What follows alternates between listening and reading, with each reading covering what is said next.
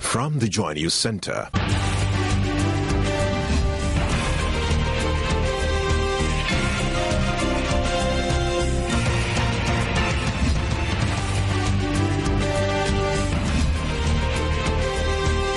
This is News at 8.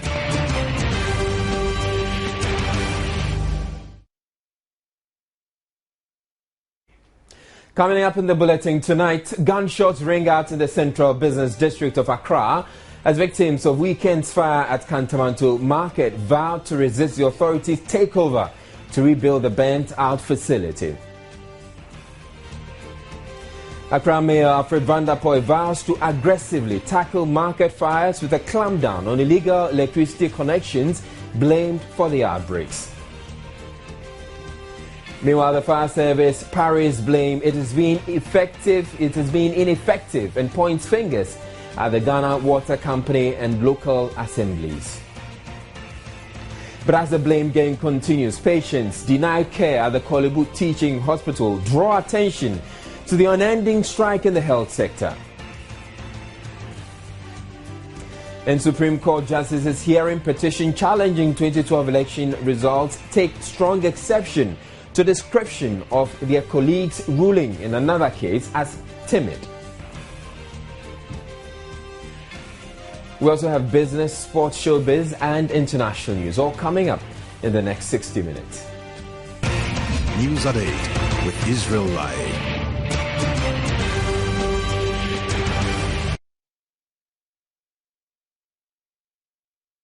Now, gunshots can be heard this evening at Kantamanto, where fire ravaged stores there over the weekend.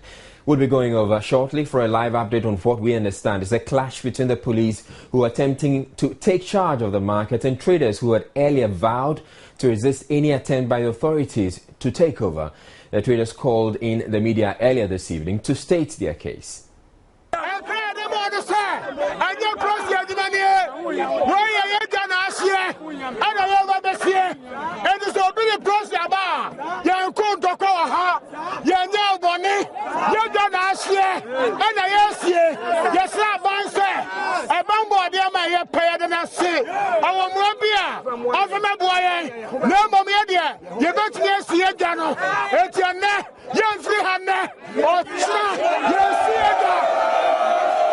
Defense or an effort to continue a living after yesterday's devastating fire.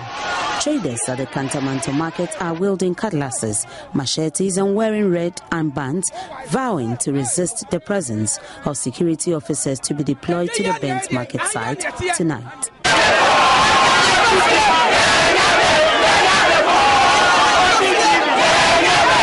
The angry traders say they do not want government to rebuild the market for them. Fire gutted the Kantamanto Market on Sunday, destroying almost all the shops there. Vice President Kwesi Amissah-Arthur, who visited the market shortly after the fire, promised that government would help restructure the market and build new ones. But the traders are rejecting the offer.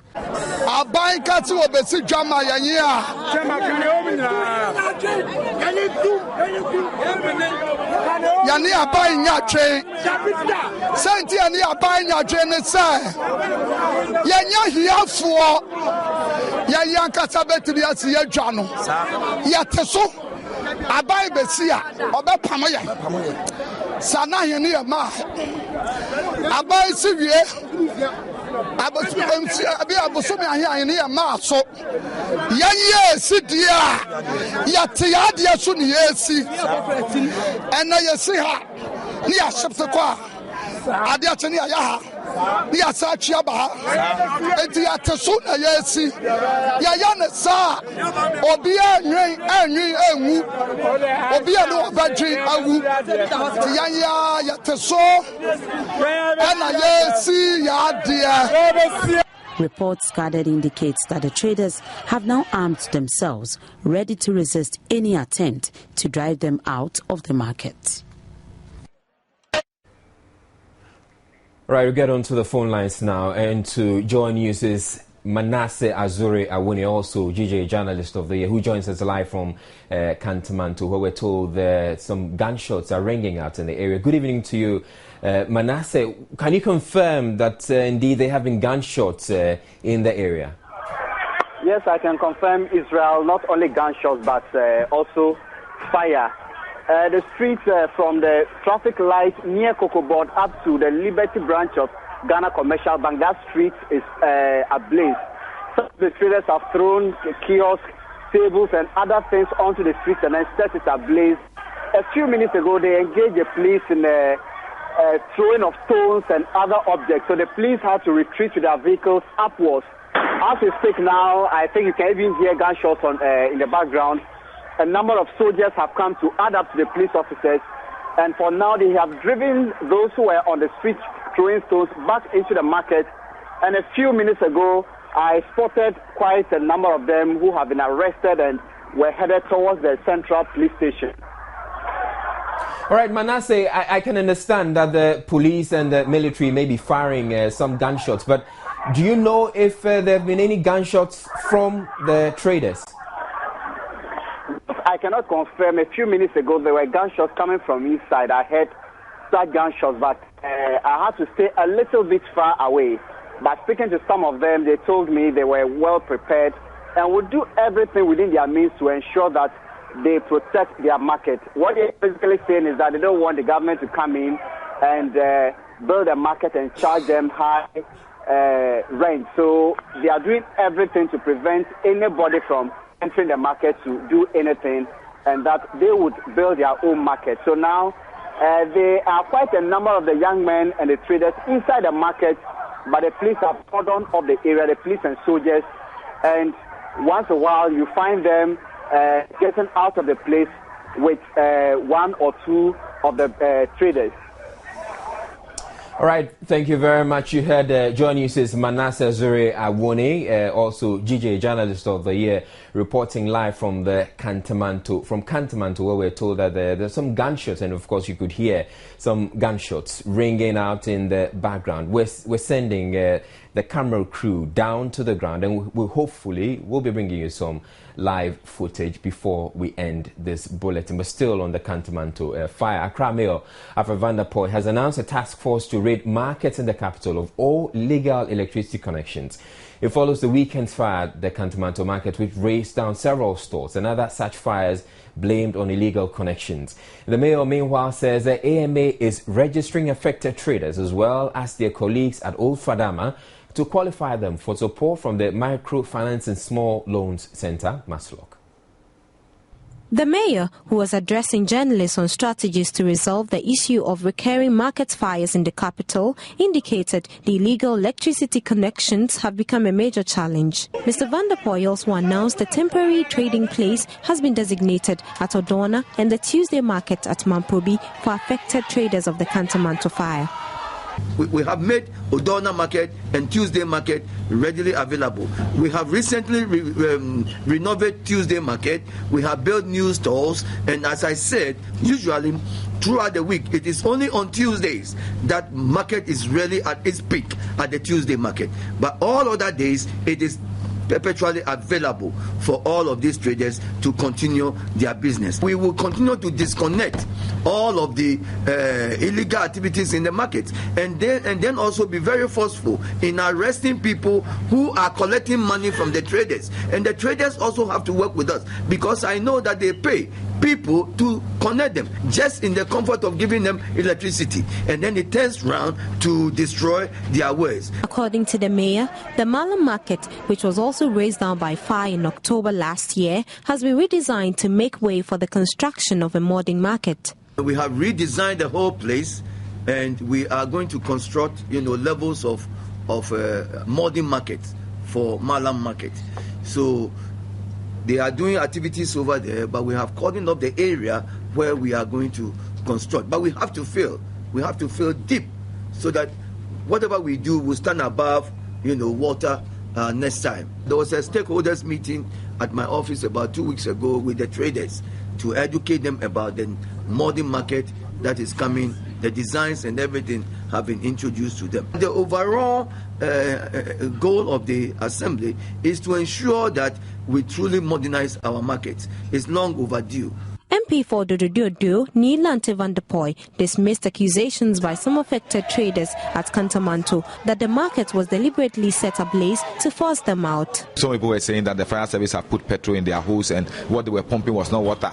It doesn't make sense. Under the Ministry of Trade and Industry, we have the social intervention programs where markets and things are to be built in communities. And so we will see what other support we will give the AMA in order to make sure that not only Kantamanto, I have 6 markets, and all these markets before the end of President Mahama's term, I want to assure Ghanaians that we will change the outlook of those markets so that these occurrences will stop. Another project earmarked for Accra, Alfred van der Poy indicated the first phase of the Conti project to construct storm drains will be the dredging of the Kole Lagoon through to the Odor drain, adding funds and designs are ready for the construction of the 3 flyovers at the Kwame Nkrumah Circle from next month. Joy News has meanwhile observed brisk activity by some traders at the Kantamanto market to rebuild bent stores despite the temporary announcement of relocating them by the mayor. And we'll be returning shortly to stories having to do with the Kantamanto fire. But right now, the Ghana Water Company has assured residents of Cape Coast the acute water crisis that has hit the town is being tackled. The town's famous schools and other educational institutions have been badly hit, with authorities at the Central Regional Hospital contemplating shutting down the facility. Public Relations Officer of the regional branch of the Ghana Water Company, Napoleon Apia Datsin, explains some interventions have in the interim been put in place to mitigate the situation. Correspondent Georgina Apia filed this report from Cape Coast. As part of measures to curb the water shortage in the central region, the Ghana Water Company has supplied a number of polytanks filled with portable drinking water to some 34 identified communities in the Cape Coast metropolis and surrounding communities. Some educational institutions and health facilities have also benefited. With support from national security, boreholes are being drilled in health centers, including the Central Regional Hospital. Joy News gathered that some communities in the region would also benefit from the project as immediate intervention to save the situation. The Kakum River has almost dried up. In fact, there's a maximum operating level of 25, but now it has dropped to below 9 feet. So we are unable to draw enough raw water or extract enough raw water for production. I believe that we will liaise with national security to ensure that there are periodic dredging of the river so that we get a lot of storage for the raw water. Meanwhile, checks at the Central Regional Hospital saw the facility being supplied with water by the Ghana National Fire Service. A senior official at the hospital who spoke to Joy News on condition of anonymity described the situation as better and commended the national security and the fire service for their support. The Central Region has 2 water plants that supply water to various communities. Brimso Water Plant serves Cape Coast and its surrounding communities. It has a maximum operating level of 25 feet and produces 4 million gallons a day, but has dropped to about 8 feet and producing only 1 million gallons a day.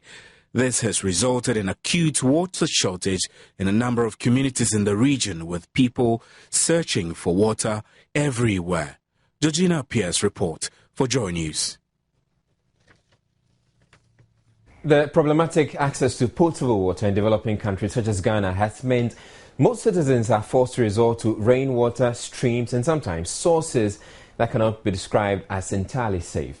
Experts, however, believe the safety of such water sources could be significantly enhanced if citizens had some basic skills on water treatment.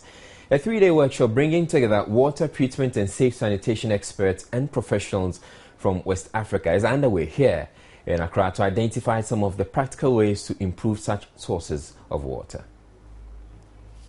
According to the 2009 Multiple Indicator Survey report, less than 8% of Ghanaians treat water from sources other than pipe-borne before consumption. This is despite research indicating many of such sources cannot be considered safe due to environmental sanitation risks, unsafe household water handling and storage practices. This, the Minister for Local Government and Rural Development, Akwasi Oponofosu, says is not encouraging. The issue of safe water at the point of use should be taken more seriously in our various countries than we have done over the years. What we need to do, in addition, is to use the available mechanisms in our own countries to prioritize the issue of household water treatment and safe storage, and also mobilize some resources to roll out our HWTS programs. We need to mainstream HWTS activities in the existing country water sanitation and hygiene programs, WASH. In order to scale up in a more sustainable manner, we have to look at skilled human capacity, especially at local level. The workshop is a collaborative effort with the Ministry of Health and the Ministry of Water Resources, Works and Housing.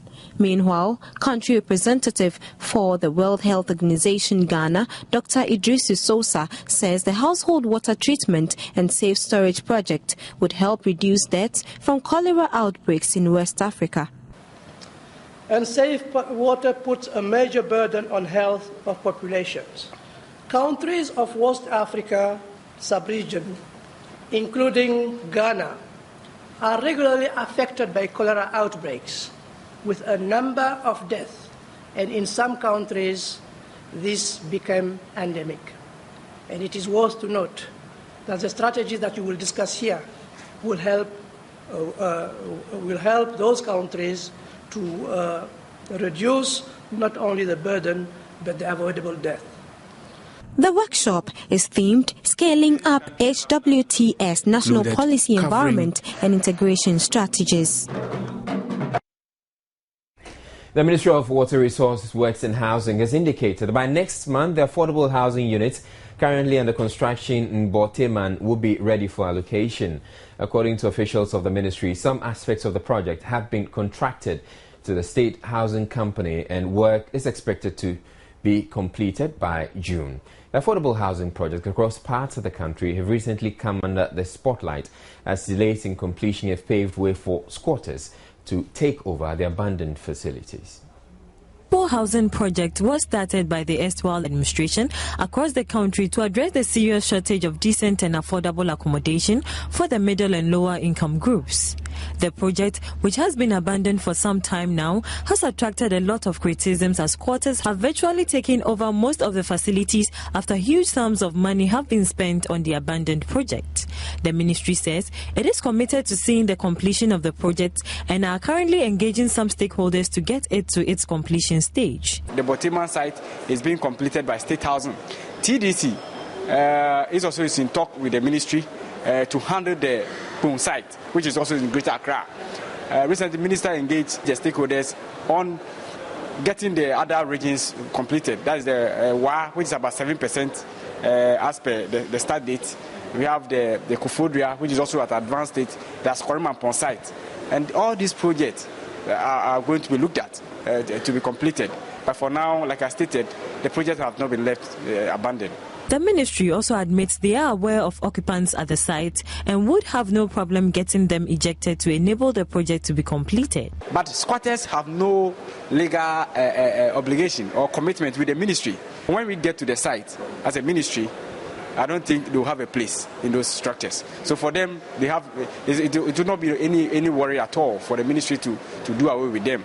But what I can say emphatically is that the project is ongoing.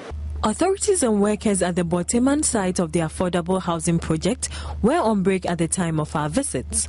Joy News checks revealed work was ongoing all right, but not exactly completed. We're taking a break, but we're still reminding you that we'll be bringing you live feed from the Kantamanto market in Accra, where we're told that there have been some gunshots there. Stay tuned to Joy News. We'll be back after this break. All right, so we're returning to our earlier story about gunshots at the Kantamanto market in the central business district. We have some live footage coming through very shortly. Yes, as you can see them on the screen. So you can see Joy News reporter Patricia Gasu there, and this live footage we're getting from the Central Business District. Patricia, are you able to tell us what the very latest is on the situation there? It appears Patricia can't hear us, but as you can see, this is live footage from the Central Business District. Earlier we were told that there was some resistance. The crew was facing some resistance. They were not allowed to take shots, and they were sent away from the area. But we're trying as much as possible to bring you some very relevant live footage from the Central Business District, where earlier, as I reported, there were some gunshots. We're not too clear where the gunshots are coming from. We want to believe that it's coming from the police, but the traders, they are vowing to resist the police attempt to take over or take charge of the market. We'll bring you some details later, but even as the fire at the Kantamanto market seemed to have taken the shine or drawn all attention, the plight of patients are worsening by the day. Let's see if we can go back to the Kantamanto market and get to speak to Patricia. Good evening to you, Patricia, again. Are you able to tell us what the very latest is and this attempts by the police to, ward you off? The police or the trailers come there to grade the whole place. And the police are also protecting that side, and they're firing gunshot. They don't want anybody, none of the traders or any of the people here to get closer. They don't even want the media to take shots. So anybody that tries to get close, they push the person or beat the person up. But with the gun, it's still continuing. They're just firing gunshots.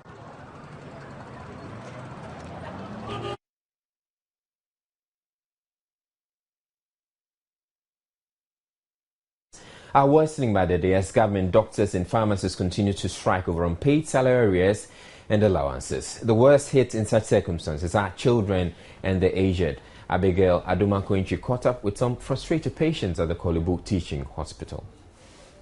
The Korle Bu Teaching Hospital is the country's main referral center and hence receives several cases daily.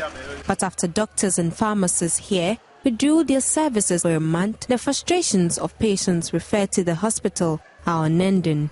8-year-old Beda Mumuni was referred here from a hospital in Swedru to treat a defection in her heart. Though nurses have seen her through some tests, the sensitive nature of her ailment requires the attention of doctors who are currently not at post with no end in sight to their strike. Her poor mother, Aisha Dauda, says she has no money to treat her child at the military and police hospitals who have doctors working.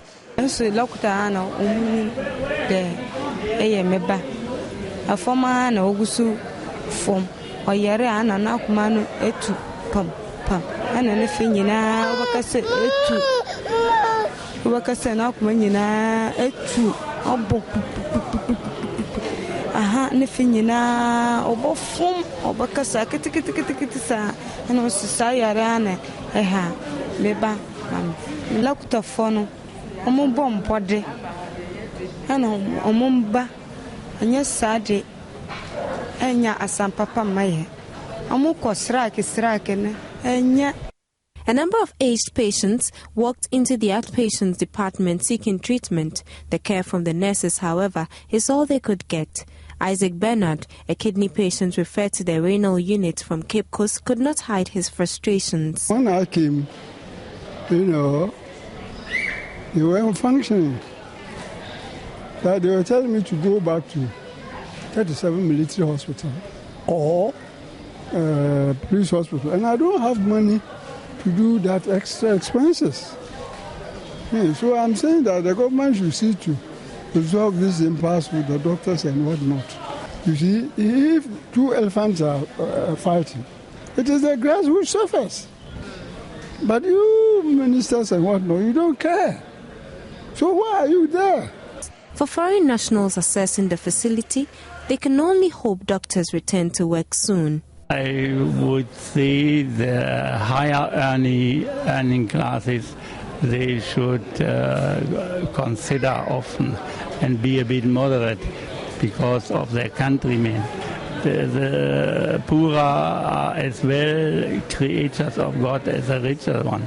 I know that an educated man must get more money than a poor man because the education and all this is higher. And everybody more or less tries to get capital out of his talents. But yet it is good we follow Christ and we have a loving heart and we show our love to our neighbors, which are here often the poor people. The news team proceeded to the accident center, but officials would not allow the cameras. I just came out of the outpatients department of the accident center, and what I saw in there, I can say that it's virtually empty, not as packed as it usually would be. There are some patients who have come to dress their injuries. As at now, the pharmacy inside is locked, and patients would have to rely or resort to the medicines or drugs outside. Relatives of patients waiting outside the center were agitated over the fear of losing their injured relatives following the strike. Na be 6:30 na me nya cause bribe ni tifie ono obi ti ase onua na nya cause wanya accident na rush by up to now ye hu na nimu po doctor sponsor ni ha oba nkwala na ne wa ha sa ti esra ba na so mo en ye say ye bre organa ha. Till doctors and pharmacists are back to work, the plight of patients will continue to worsen. For relatives of patients, their only plea is for government to heed to the cries of the doctors to end their agony. Abigail Adamakwenchi for Joy News.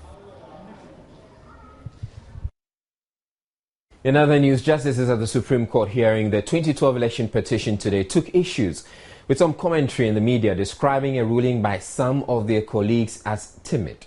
Though the justices did not name the specific culprit, the charge is believed to have been directed especially at comments made by the executive director of the pro-opposition Dankwa Institute, Gabi Asare-Akyere-Darko, on last week's ruling that the Supreme Court could not sit on holidays. The Supreme Court also ruled that its verdict in the election petition hearing is subject to a review. Appealed to the lawyers that they preserve the integrity of the process. Go by the actual record of what takes place, apply for the certified true copy or something. Make sure that what you are saying is really what took place. And the journalists, if they don't understand, get across the lawyers. They will explain to you what is it that has happened. Some go and even quote certain dicta and which never took place. All these things are very fascinating. I mean, we want to be very liberal, but you see, too much liberality spoils things. In a matter of minutes, Gabi Asare-Akyere-Darko quickly took to his Facebook page to apologize, saying, and I quote, "My apologies to the Supreme Court, members of which feel offended by my description of part of their decision in the Mona case as timid in an article I wrote. I hereby withdraw the use of the word timidity and apologize unreservedly to their lordships." Well, counsel for the petitions in the ongoing election petition hearing at the Supreme Court has expressed disappointment with the lead counsel for the respondents, Chachu Chikata, for telling the lead counsel for the petitions, Philip Addison, to, quote, shut up when he raised objection to Chachu's questioning. Can you explain the irrelevance? The people who were present who stamped these documents is relevant. These irregularities that we are finding on the face of the exhibits have a lot of significance. Is counsel addressing the court? And can you shut up? Counsel for the petitioners, Gloria Kufu, described as disheartening the outburst of the lead counsel for the respondent, Chachu Chikata, in an open court. I was very sad in court. Mr. Chikata was on his feet, and Ms. Addison took an objection to the line of cross-examination. The ethics of the profession and the rules of it is that when one lawyer is on his feet and another gets up, the one who was previously on his feet resumes his seat, so that the one who is now craving the indulgence of the court will be heard. In this instance, Mr. Chikata refused to sit down and shouted at Mr. Addison that he should shut up. Will you shut up? That is not what we were taught in law school. Meanwhile, counsel for the respondents believe they have exposed the petitioners by proving in court the pink sheets were duplicated. We continue to see a very deep assault on the evidence of Dr. Bawumia.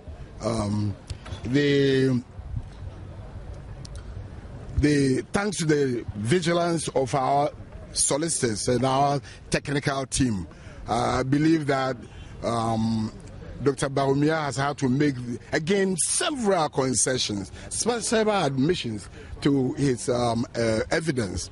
As you realize, is that they have about 11,138 clear and clean evidence, in the bag.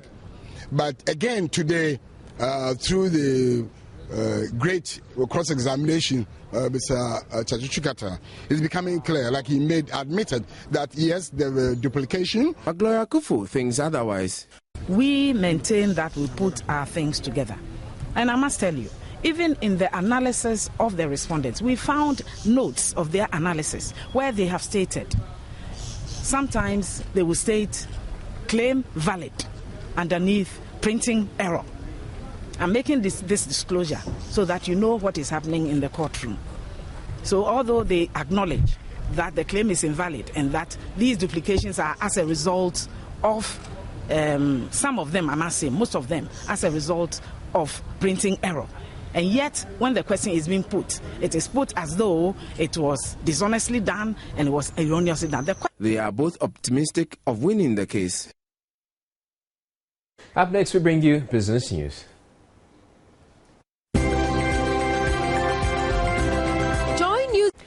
The local currency, tagged as the worst performing currency in West Africa this year, has been projected to experience an even gloomier year.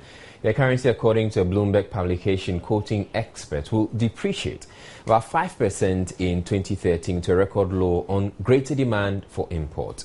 It quotes the chief financial officer at Ghana Commercial Bank, John Ewua, as saying the Ghana cedi is projected to trade at 2 per dollar by the end of this year. The cedi gained 0.1% to 1.9755 per dollar this morning, having retreated from Friday's lowest level since at least June 1994, when Bloomberg began compiling the data. It had started the year at 1.9045. The currency saw a poor run last year, depreciating by 14%, and is down 3.6% this year. The decline will certainly have implications for the prices of goods and services, and by extension on inflation, especially because the economy is heavily dependent on imports.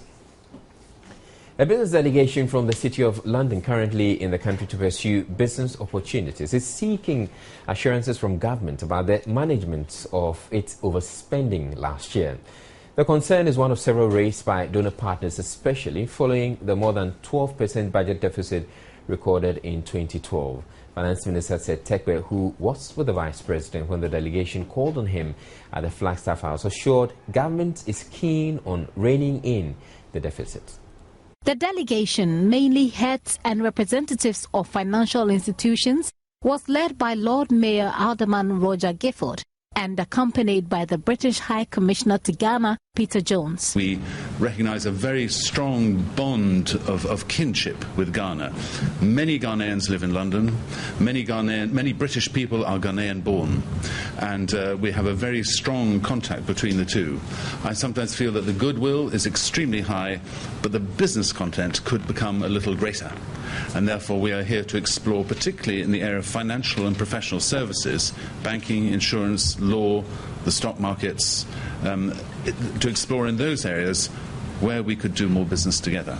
London is a financial capital for Europe. It can also be a financial capital for Africa. It can be especially a financial capital for Ghana. Vice President Amy Sir Arthur indicated government is equally keen as London to promote Ghana as a financial services hub, but is also keen to learn. We have an economy that is also going through challenges.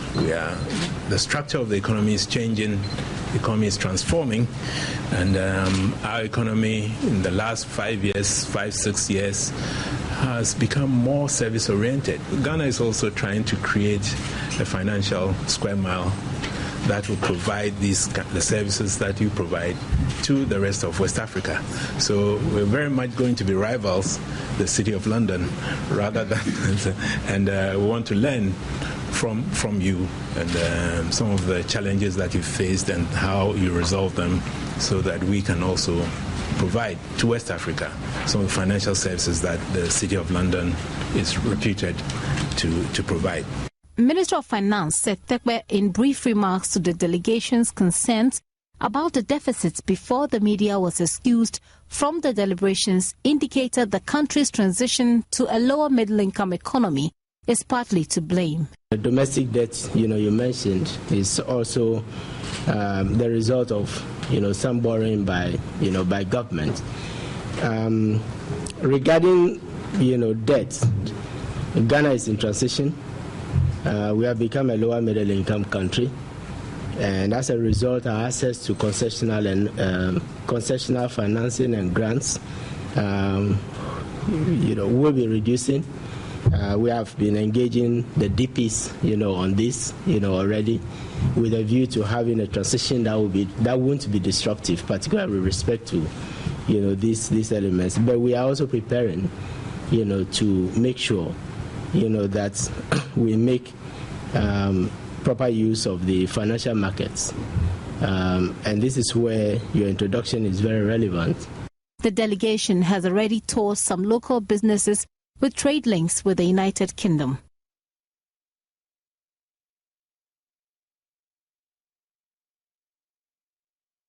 The Securities and Exchange Commission says it will consider any request for the establishment of an Islamic investment scheme and financing in the country. This follows proposals from some Islamic institutions for laws to be instituted to encourage businesses of their faith to actively participate in the capital market. Islamic financing actually forbids profits sharing for investors and also ensures that the money is not invested in other areas of that business. Speaking to Joy Business after a forum to educate the public on investments, Director General Edu Anani Entry says the Commission is considering this because it has the potential to deepen interest in the capital market. The public forum, which was put together by the Securities and Exchange Commission, is part of its Capital Market Week aimed at improving the public's knowledge about investments, bonds and stock markets in the country. Now, in a story that's quite tied into our earlier business story, our first business story, a research undertaking by Rising Ghana, a non-governmental organization, reveals Ghanaians can hardly understand their own currency as the country enters the 6th year since the Ghana cedi became legal tender. According to the research, in an uncontrolled environment for nearly 18 months, the researchers received an average of 500 phone calls a week, each lasting about 50 seconds, with the conclusion that 90% of customers are still confused about the difference between the old and new cedi. The researchers believe the education did not go down well and are calling for a debate to include all stakeholders on how to enhance education about the currency. It's also familiar, isn't it, that you hear people talking about millions when in fact it means probably 1,000 Ghana cedis. We have some investment tips up next.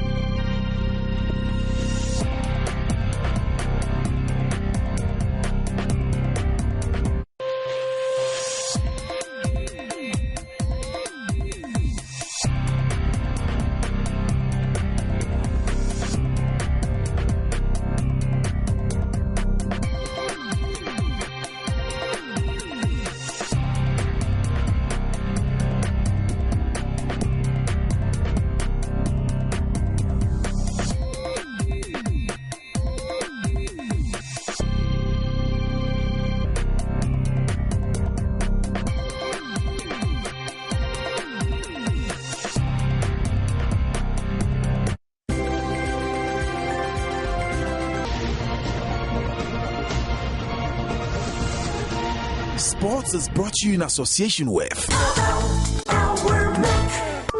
Smile. You've got Higo.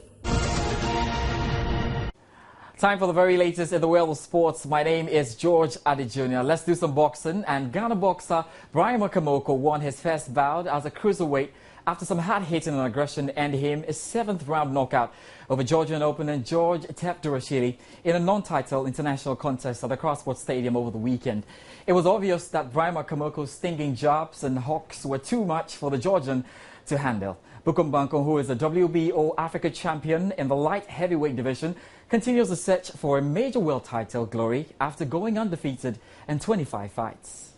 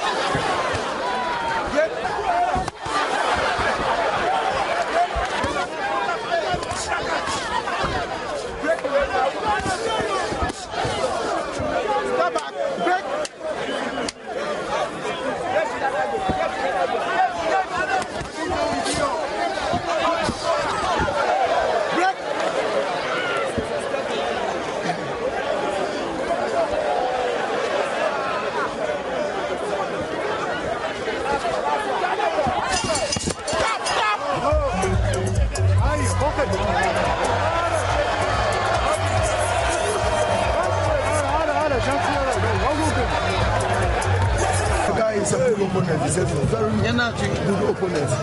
And when I don't get fit training and the guy will disturb me, but me, I want to control the fight because the guy is preaching too much.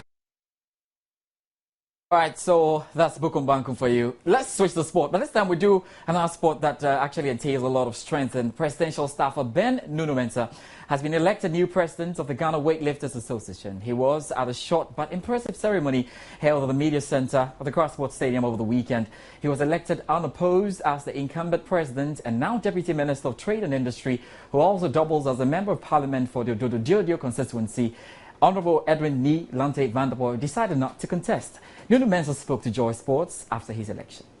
Whatever we do to prepare these boys very well for the games and make sure that they win medals, I'm going to do it. And it's something that I've spoken to my executives about, and we are very confident we'll be able to win medals. I have thrown that challenge to them when a couple of them came to see me that they had heard Honorable Nee Lante wants to step down and they think I should be the right person to step into the shoes.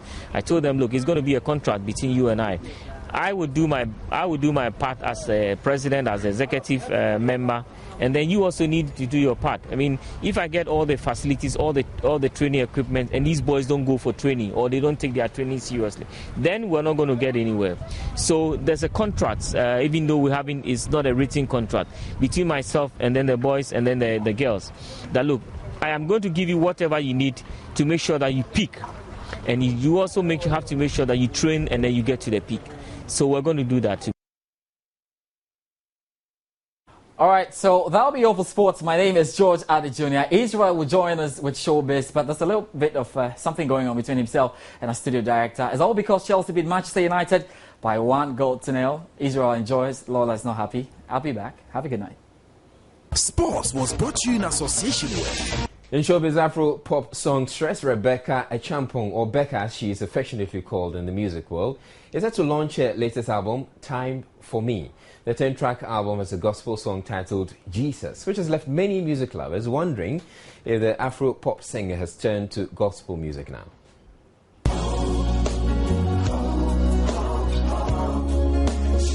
Having been in the music industry for some years now, Becca seems to have the kind of voice that appeals to both Christians and non-Christians alike. Her yet-to-be-released album comes with at least a gospel track, Jesus, which still has an Afrobeat touch twist.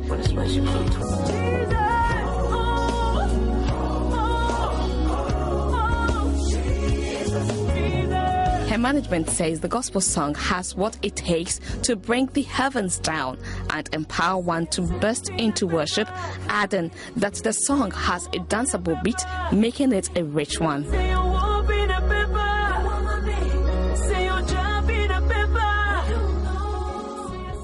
She certainly has the voice to bring the heavens down. Also, Latin American singing sensation Jennifer Lopez had to be whisked off the set of a music video shoot in Fort Lauderdale this weekend after gunshots rang out near their production. She